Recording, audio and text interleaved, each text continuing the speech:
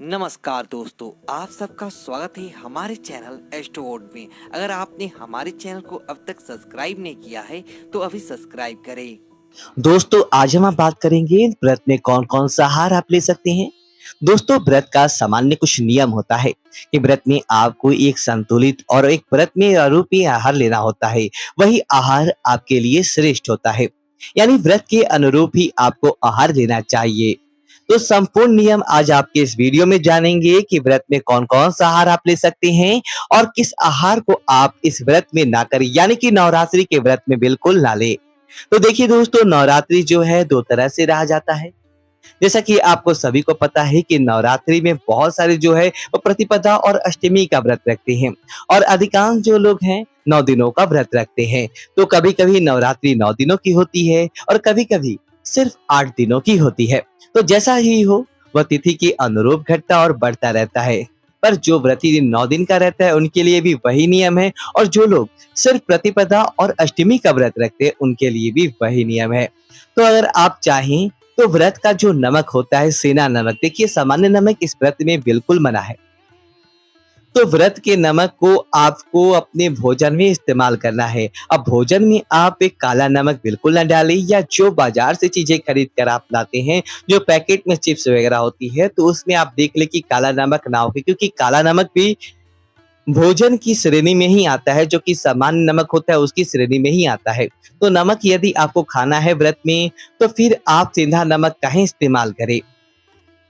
और दोस्तों बात कर लेते हैं कि व्रत में क्या खाना चाहिए और कितनी बार खाना चाहिए। देखिए दोस्तों, ये बात जो है बहुत ही ज्यादा पूछी जाती है और बहुत सारे लोगों के मन में शंका भी होती है कि नवरात्रि के व्रत में कितनी बार भोजन कर सकते हैं, या फिर भोजन का जो अर्थ मेरा यही है कि फलाहार कितनी बार ले सकते हैं। तो दोस्तों देखिए, 2 बार कम से कम आपको संपूर्ण आहार लेना है, जिसमें आपको अच्छा कोई ऐसा ठोस से आहार लेना है जिससे आपको पूरे दिन जो है पेट भरे रहने का एहसास हो। देखिए, जब आप भोजन अच्छे प्रकार से फलाहार वाला करेंगे, तभी जाकर आप माता रानी की सेवा पूजा कर सकते हैं। क्योंकि जो गृहिणियाँ होती है उनको घर का काम होता है, नवरात्रि के 9 दिनों में उनको माता रानी की सेवा पूजा ये सब काम भी होते हैं, तो ऐसे में आपको और अधिक ऊर्जा की आवश्यकता होगी। तो इसलिए आप कोशिश करें कि दोपहर के समय आप जो अपना फलाहार लें वो बिल्कुल पौष्टिक हो। आगे मैं बताऊंगा कि कौन-कौन से फलाहार आपको लेना चाहिए और जो आपके लिए बिल्कुल पर्याप्त होंगे। और दोस्तों रात्रि में आपको कुछ ठोस ऐसे आहार लेने हैं जिससे आपका पेट भरा रहे और आपको पर्याप्त पोषक तत्व भी मिलते रहे। तो आप जानते हैं कि कौन-कौन से आपको आहार लेना है व्रत में और कौन से आहार नहीं लेना है। तो दोस्तों सबसे पहली बात तो ये करूँगा कि दूध या दूध से बने हुए सभी प्रकार आप खा सकते हैं। ये व्रत के लिए बिल्कुल पर्याप्त और उपयुक्त है। आप इसका भोजन के रूप में इस्तेमाल करें। इससे क्या होगा कि आपके शरीर में किसी भी प्रकार की कमी नहीं होगी। दोस्तों, दूध को एक संपूर्ण आहार माना जाता है, तो आप रात्रि में दूध ज़रूर लें, या दूध अन्य किसी खाद्य पदार्थ में, जैसे कि साबूदाने की खीर होगी, मखाने की खीर हो गई, सूखे फल की खीर बनाई जाती है, तो जो आपको उचित लगे वो खाएँ। तो साबूदाना जो एक ऐसा आहार है जिसके आप व्रत में ले सकते हैं। और बहुत सारे व्रती जो 9 दिनों का व्रत रखते हैं या फिर प्रतिपदा और अष्टमी का व्रत रखते हैं, वो लोग नवरात्रि में जो है ये कि साबूदाना इस्तेमाल करती हैं, जिसमें कि बहुत ज़्यादा घरों में ये बनाई जाती है साबूदाने की खिचड़ी, या फिर मीठे में कहें तो साबूदाने की खीर बनाई जाती है। तो साबूदाना को आप फलाहार के रूप में इस्तेमाल कर सकते हैं। और दोस्तों देखिए, फल भी आप इस व्रत में खा सकते हैं, फल का जूस खा सकते हैं और फलों का चिप्स भी खा सकते हैं, या फिर आलू का चिप्स, पापड़ खा सकते हैं। बस आपको ध्यान ये रखना है कि जो भी भोजन आप करें उसमें नमक जो है वह सामान्य नमक ना हो, वही सेंधा नमक इस्तेमाल हो जो आप व्रत में खाना चाहिए आपको। तो सेंधा नमक मिला हुआ आप चाहे तो चिप्स और पापड़ भी खा सकते हैं। और एक चीज़ और ध्यान रखने वाली बात है दोस्तों, कि अगर आप व्रत को वजन घटाने की नियत से कर रही हैं, तो कभी भी आप चिप्स, पापड़ या तली हुई चीज़ों को अपने भोजन में फलाहार में ना रखें। तो बस इसीलिए तली हुई चीज़ों को नहीं लिया जाता है, और बहुत सारी तली हुई चीज़ों को खाने से व्रत में आपकी, जो पहले भी बहुत बोला हूँ कि व्रत के दौरान और भी अधिक कार्य करने होते हैं, माता रानी की सेवा होती है, फिर घर के काम होते हैं, तो उसमें आपको अपनी सेहत का विशेष ध्यान रखना चाहिए। अब दोस्तों राजगिरी का आटा खा सकते हैं, कुट्टू का आटा खा सकते हैं, और जो सिंघाड़ा आता है उसका भी आटा पैकेट में मिलता है। तो वो चीज़ें भी आप खा सकती हैं, उसका हलवा बनाकर, पूरियाँ बना कर के, रोटी बना कर के, पराठा बना कर के, ये सारी चीज़ें आपके लिए बिल्कुल अच्छी है। इन चीज़ों को आप खाएँ, इससे आपके शरीर में किसी प्रकार की थकान नहीं होगी और आपकी चीज़ है कि ये व्रत में खाई जाती है। इन चीज़ों को खाने में किसी प्रकार का संशय आपको नहीं करना चाहिए। अब दोस्तों चीज़ एक है कि इसमें बहुत सारे लोगों का संशय होता है। देखिए चाय तो आप हम पीते हैं, एक सामान्य-सी बात हो जाती है, पर एक प्रश्न मेरे में आया था कि कॉफ़ी पी सकते हैं या नहीं?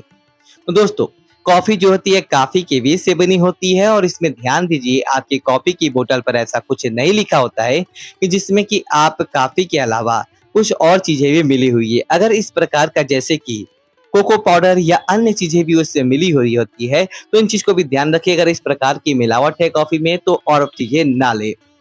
और अगर वो चीज़ बीज से बनी हुई है, शुद्ध कॉफ़ी है, तो आप ले सकते हैं। और दोस्तों क्या चीज़ें ना खाएँ आप? तो लहसुन, प्याज़ जैसा कि हम सभी जानते हैं कि लहसुन, प्याज़ युक्त भोजन नवरात्रि में बिल्कुल नहीं किया जाता है, बल्कि व्रती को 1 दिन पहले से शुद्ध और सात्विक आहार लेना शुरू कर देना चाहिए। शुद्ध और सात्विक में आप शाकाहारी भोजन लेना है, लहसुन, प्याज़ के बिना लेना है। अब दोस्तों बात कर लेते हैं मसाले की कि नवरात्रि में कौन-कौन से मसाले खाएँ। दोस्तों जब हम साबूदाने का बड़ा-बड़ा बनाते हैं, कचौड़ियाँ बनाते हैं तो उसमें कुछ मसाले भी पड़ते हैं। तो उन मसालों में आप जीरा पाउडर इस्तेमाल कर सकते हैं, साबुत जीरा ले सकते हैं, काली मिर्च ले सकते हैं और फिर हरी मिर्च हुई या हरा धनिया हुआ, इस तरह की चीज़ें आप इस्तेमाल कर सकते हैं।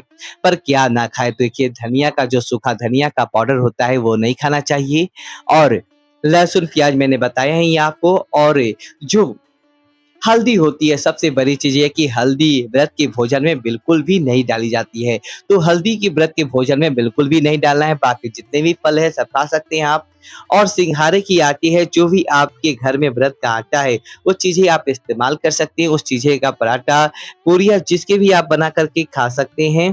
तो दोस्तों यही चीज़ें कुछ बड़ी महत्वपूर्ण जानकारियाँ थी और एक चीज़ और बताना चाहूँगा कि व्रत के दौरान आपको अब बार-बार प्यास नहीं लगती है, फिर भी आपको पानी पीना चाहिए और पानी की जगह पर आप जो भी तरल पदार्थ है, उनको आप अधिक महत्व देंगे, तो इस व्रत में आपको जो है काफ़ी स्वस्थ रहेंगे और आपकी ऊर्जा भी आपका साथ देगी।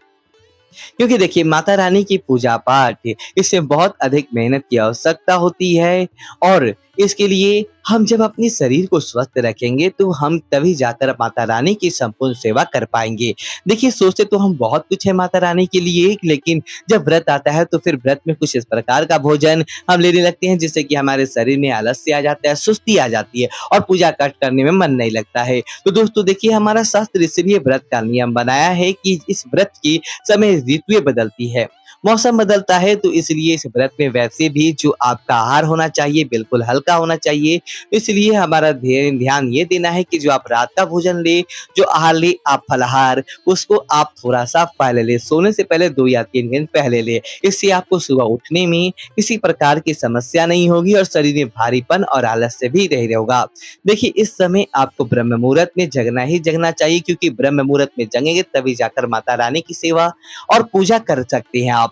इसलिए आपको रात के आहार पर ध्यान देना चाहिए। देखिए दोस्तों, एक सुबह अच्छी सुबह जो होती है, उसकी शुरुआत में रात से ही होती है, तो रात में आप समय से सोएँ। क्योंकि समय सोएँ? क्योंकि समय से आपको माता रानी की पूजा करनी है, तो ये सारी चीज़ें आपको बहुत अच्छी ध्यान देना है। और दोस्तों नमक का बहुत ज़्यादा ध्यान दें। जो भी आपके घर में व्रत वाले नमकीन आटे हैं, वो आटे को ध्यान दें कि उसमें आपको मिलावट भी हो सकती है। इसलिए आपको पापड़ या चिप्स कुछ भी खाना है तो कोशिश करें कि आपको व्रत से पहले वह चीज़ घर में तैयार कर लें। इससे क्या होगा कि आपको व्रत में जो अगर कुछ खाने का मन करेगा, तो आप इन चीज़ों को खा सकते हैं। रही बात मूँगफली की, तो मूँगफली को आप बाद में आराम से भून के चाय के साथ उसमें आप व्रत वाला नमक भी मिला सकते हैं और काली मिर्च मिला सकते हैं, जीरे का पाउडर मिला सकते हैं। तो ये चीज़ें मिला कर के आप खा सकते हैं और रही बात मीठे में तो गुड़ आप खा सकते हैं, सूखे फल भी खा सकते हैं, सूखे फल में कहीं किसी प्रकार की मनाही नहीं है। तो वो भी खा सकते हैं। आप अगर एक बहुत अच्छी पौष्टिक चीज़ है कि आप उसमें जो सूखे फल के अलावा आप साबूदाना भी खा सकते हैं। देखिए मैं फिर बता रहा हूँ क्योंकि साबूदाना क्योंकि ठोस आहार है, इसको लेने से हमें भूख नहीं लगती है और ये भी काफ़ी अच्छा है। तो आप इस चीज़ों को व्रत में ले सकती हैं, इससे आपके शरीर को ऊर्जा मिलती रहेगी और आप बहुत देर तक भूख नहीं लगेगा। तो दोस्तों मिलता हूँ अगले वीडियो में। अगर वीडियो तो वीडियो को लाइक करें और कमेंट बॉक्स में जय माता दी लिखिए और हमारे चैनल को सब्सक्राइब करें। धन्यवाद दोस्तों।